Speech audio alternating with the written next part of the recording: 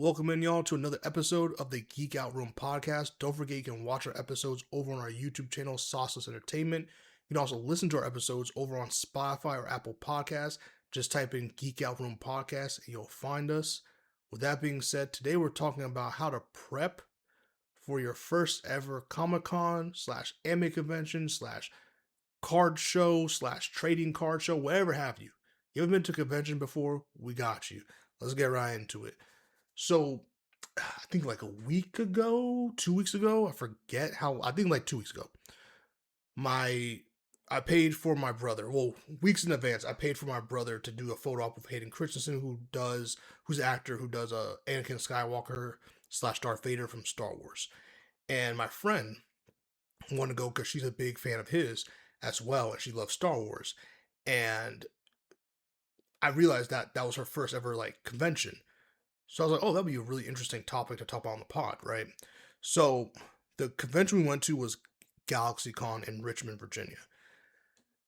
And this is how you should really like prep when like planning to go, right? Whether it's just you by yourself or you with a friend or you with a family. I know a lot of people who have like multiple family members or people they're going with. That could be a little bit more tricky to plan for and such.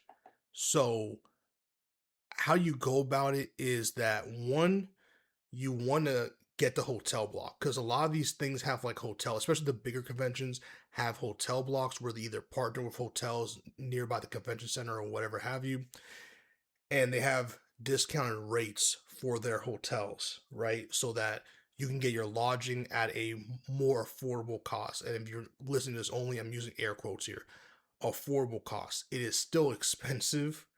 It can still be really pricey, and sometimes the discounts don't even matter. But for the most part, it is like, hey, first come, first serve as well. So sometimes they open up the block, and it's like that's your only opportunity, not even for discounts, but mostly just to get a room in the convention center if it's like being hosted in the hotel. Like there's some conventions that are in hotels, so you want to obviously stay in the hotel because it's easier to change in and out your cosplay. Excuse me, or it's easier to enjoy the convention and go right back up to your room, et cetera, et cetera. Right, because when you're the further you're away from the convention hall, then it becomes, or the convention, then it becomes like, okay, you have to pay for Uber or rental cars, you have to pay for gas or constant Ubers, then you have to Uber Eat. It turns into a whole thing. It is your ads, your expenses keep piling up the further you're away from the convention hall. Then you have to like go from the airport to, it's just a whole mess. And it can lead into some stuff, especially when you have luggage and you're trying to go for the last day if you're flying into a convention. They need to figure out where to store your luggage, and that can be a whole thing. It could be a real nightmare and inconvenient for you. So just to not overwhelm yourself, you want to make sure when the hotel blocks do open, you go in and you get a hotel room to fit however many people or accommodate however many people you have. So if it's just you, small room, cool. If it's you and your family, make sure you have those twin beds and a rollout couch or whatever you got to do.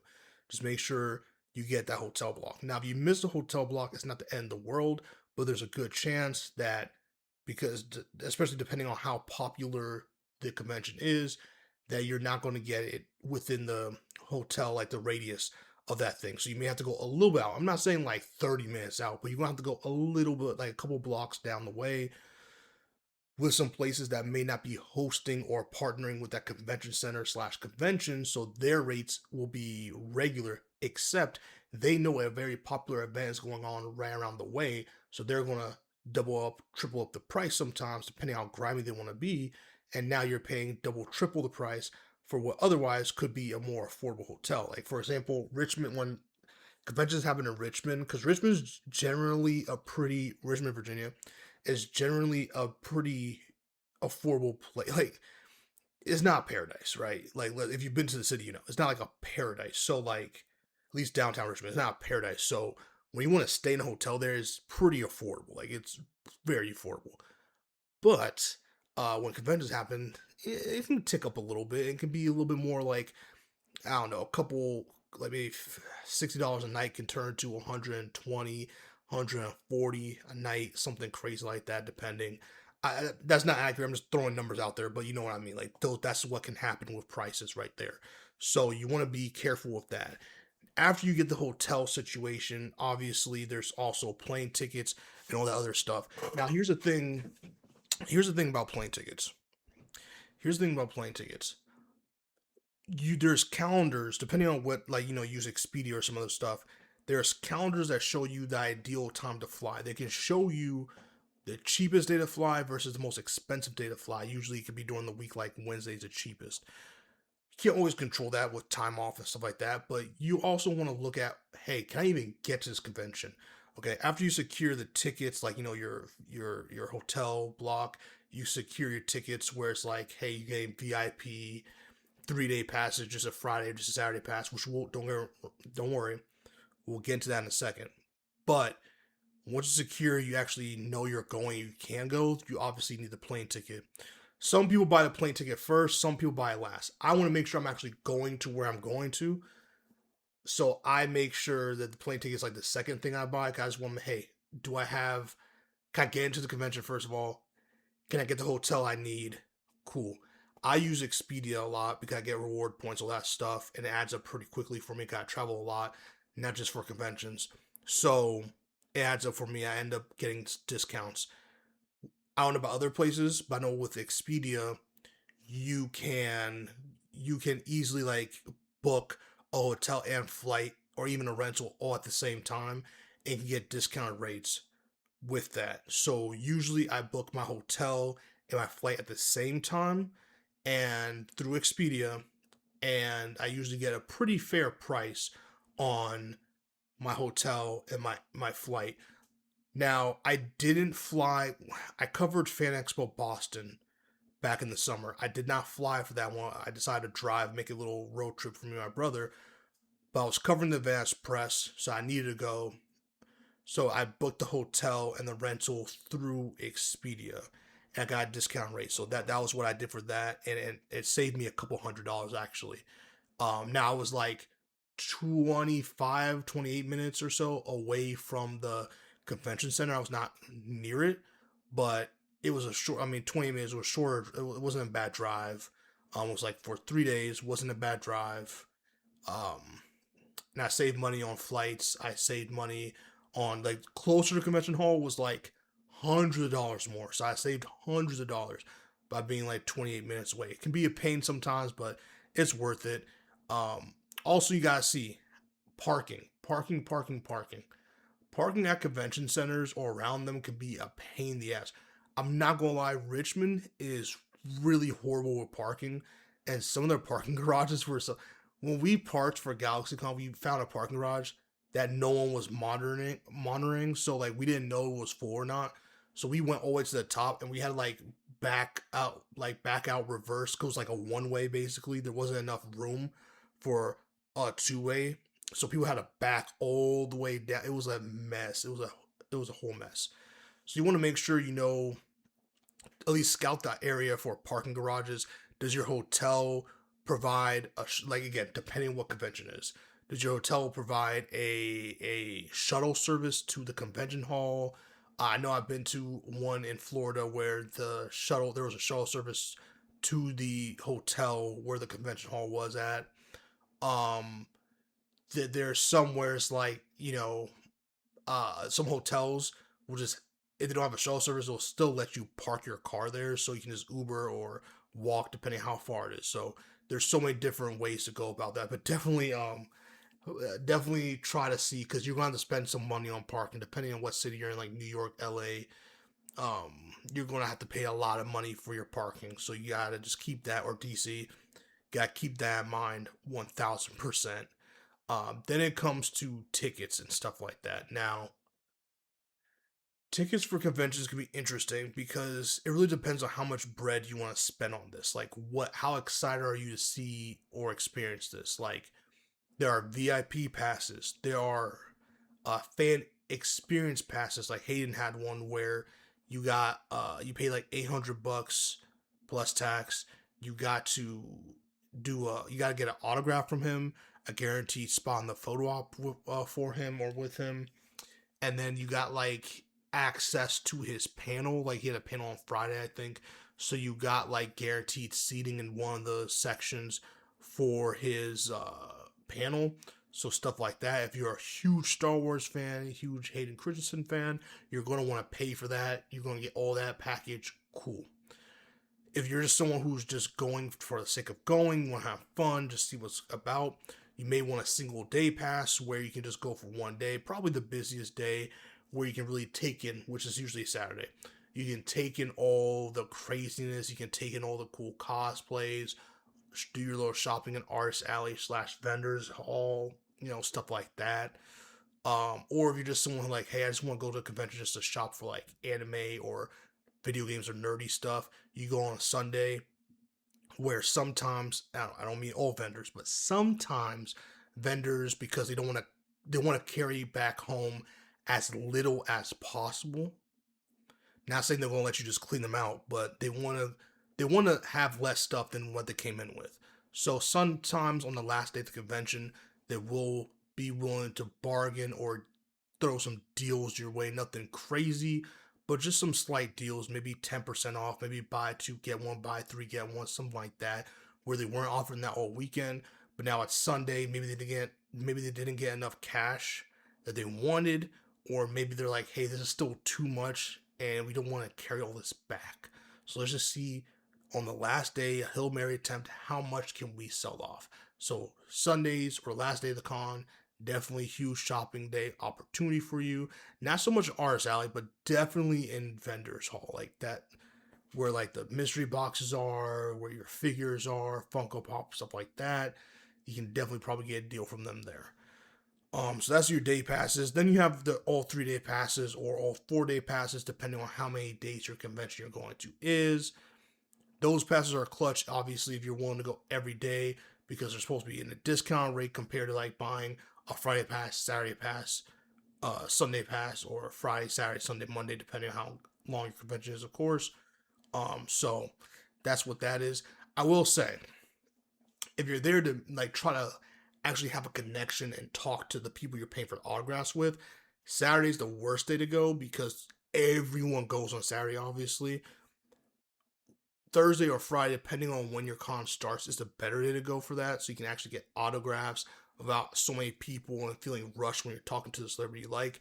The only unfortunate part is sometimes the celebrities or the voice actors or whatever have you don't arrive until Saturday, Sunday, or maybe just Saturday, or maybe just Sunday, or maybe just Friday, maybe just Thursday. You don't know. These cons on their website will post a schedule of the appearance days of these people, and you can schedule with yourself and your time accordingly. Watch out for cancellations. They do happen. They do happen often.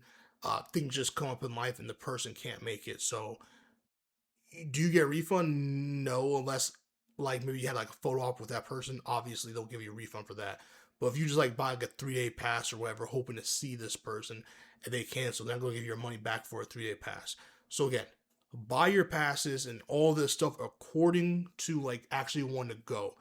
There are obvious reasons why you want to go for just one person, but that can lead to disappointment and to no refunds for certain situations and get a little messy. So just know what you're getting into. I think they do sell insurance for certain things where if a cancellation happens, you will get insured. Like you'll be insured, so you get money back if not all of it. But that usually costs anywhere between like an extra $15 to $40 depending on which con. And I just, after putting all the prices together, the extra like 14 to whatever 30 can make or break some people. So like these things are not cheap to go to. So you want to be careful of that. Now we do all the pre stuff. Now it's time to say like, okay, when we get in there, what are we expecting? To get into the con, it's going to be long. It's going to be a long line. You'll be subjected to the elements. So if it's super hot outside, you're going to be super hot. If it's super cold outside, you're going to be super cold till you get in. Some cons have circumvented this or try to combat this by sending passes to people early by mailing them or emailing them or whatever have you, to cut down lines. That does not work a lot. There's still going to be a long line, especially if it's a really popular convention. So you want to be careful. You want to make sure that you have everything you need and that you're ready to go. have your QR codes and stuff ready, like just so it can make it seamless. Don't carry these huge bags. Be careful of your props, because if you bring props in for your cosplay, there will be prop checks. So there is that. But the convention is nice. They have always find a program, find a map. Those two things they usually give out. Those can help you navigate to see what level things are at or where things are at. I know a lot of people like to go to panels. A lot of people like to go to cosplay meetups, stuff like that. So you don't want to miss those things. You don't want to miss the time of those things. The programs that are made weeks ahead of the convention, or at least finalized weeks ahead of the convention, will have all the proper times, panels, and panel names, and all that stuff, locations, where you're at, where you need to go. It has all that information. So when you walk in, you definitely want to make sure someone who works there hands you a map or a program schedule. If you don't have it, if they don't have, I know some conventions have apps and for all that stuff, good for them. Most don't. So make sure you ask the helpers or volunteers questions. They're usually very helpful, very kind, and willing. So, and treat them right. So yeah, photo ops, interesting. The photo op for Hayden was really weird. In terms of the line, in terms of organization, because you have these people who have like tons of fans know there's gonna be tons of people buying for this. They have photo op sessions.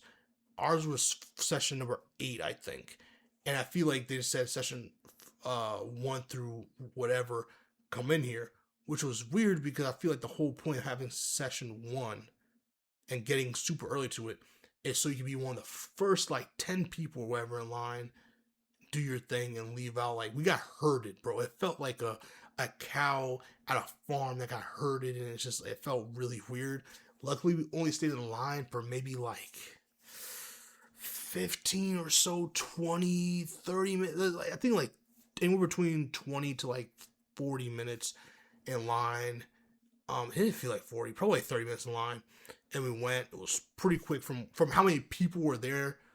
It felt really quick. I'm not gonna lie. So I got there, shook his hand, took the photo. It was super, super, super, super dope. And it was amazing photo. Loved it. So yeah, conventions, just plan everything, especially if you're gonna be there for the full haul and you're like from out of town. Make sure you have your water. Stay hydrated. Have your deodorant. Don't be musty. Help make this a good experience for everybody. But yeah, conventions can be pretty pricey. So you just want to make sure you budget accordingly. And also, like, I'm not gonna lie, because conventions can have really bad Wi-Fi, cash helps. Cash is king. If you know you're gonna spend some bread that weekend, there's nothing wrong with having like a couple of just having a couple of hundred on you in just cash. Not $100 bills, but like maybe a couple 20s, 50s, 10s, like just stuff to make transactions easier on you and the customer or the employee or whatever. And food can be pretty expensive in cons. You may want to survey what's out there and eat some local cuisines. That's also another option.